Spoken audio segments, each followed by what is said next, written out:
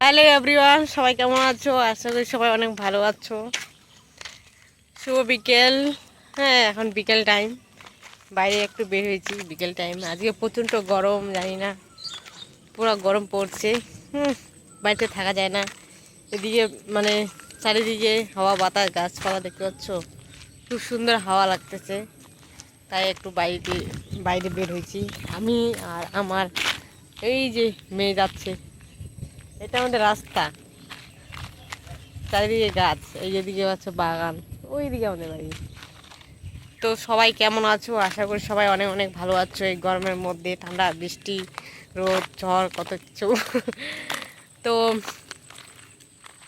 কি বলবো তোমাদের কাছে, একটাই শুধু বলার, তোমরা যে যেখান থেকে ভিডিও দেখতেছো না কেন, অবশ্যই কমেন্টে জানিও। আর কি যেন বলে, এই ঘরটা দেখতে পাচ্ছ, এই ঘরের মধ্যে কি আছে জানো? অনেক বড় বড় শোল। হ্যাঁ, সাঁওতালগুলো এখানে পুষে। কি গন্ধ, দুর্গন্ধ, থাকা যায় না, ওই জন্য আসি না এই রাস্তায় বেশিরভাগ। আগে প্রতিদিন আসতাম, কিন্তু এই গন্ধে থাকা যাচ্ছে না। এখন হয়তো কিছু দিছে মনে হয়, গন্ধ করে না, ওই জন্য একটু মানে রাস্তার সময় কাটাচ্ছি। নাহলে তো এখনই মানে বাড়িতে থাকতে হইতো, বাইরে বের হওয়া হয় না এই গন্ধের জন্য।